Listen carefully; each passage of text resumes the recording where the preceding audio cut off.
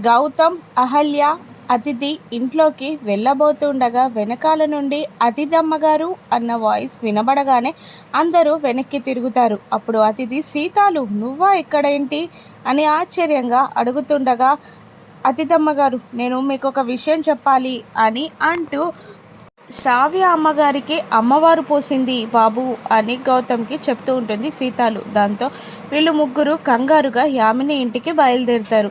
శ్రావ్య అమ్మవారు పోసి బాధపడుతూ ఉండగా అహల్య నిష్టగా పాటించాల్సిన నియమాలన్నింటినీ పాటిస్తూ ఉంటుంది. నేలపై ఒక చాప వేసి తీసుకొచ్చి శ్రావ్యని దానిపై పడుకోబెట్టి శ్రావ్య చుట్టూ వేపాకులు పెడుతూ శ్రావ్యకి బెడ్షీట్ లాగా వేపాకులని కప్పుతుంది అహల్య.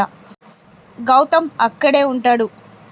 అతిథి యామినితో ఇలా అంటూ ఉంటుంది, శ్రావ్య దగ్గర అహల్య గౌతమ్లు మాత్రమే ఉన్నారు. నేను వెళ్ళకపోతే తప్పుగా అనుకుంటాడు గౌతమ్ అని అంటూ ఉంటుంది అతిథి.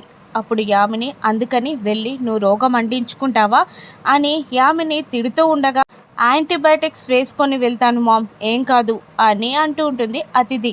ఇక అతిథి శ్రావ్య దగ్గరికి వెళ్తుందా, అహల్య చేసే సేవలకి శ్రావ్య పూర్తిగా మంచిగా మారిపోతుందా రాను ఎపిసోడ్స్లో చూద్దాం. Thank you for watching.